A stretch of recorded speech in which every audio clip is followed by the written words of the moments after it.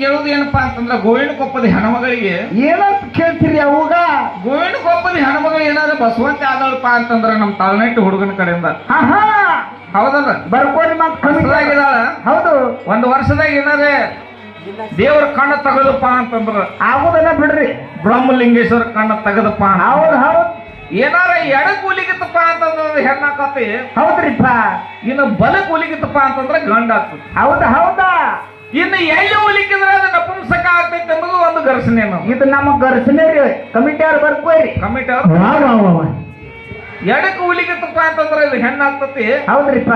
ಬಲಕ್ಕೆ ಉಲ್ಕಾಕತ್ತಪ್ಪ ಅಂತಂದ್ರ ಅದು ಗೋವಿಂದಕೊಪ್ಪದ ಹೆಣ್ಮಗಳಿಗೆ ಅದು ಗಂಡ ಆಕತಿ. ಆಹಾ ಏನ್ ದೈವ ದೇವ್ರ ಕಣ್ಣು ತೆಗದಂದ್ರ ಹಿಂಗಾಕವ.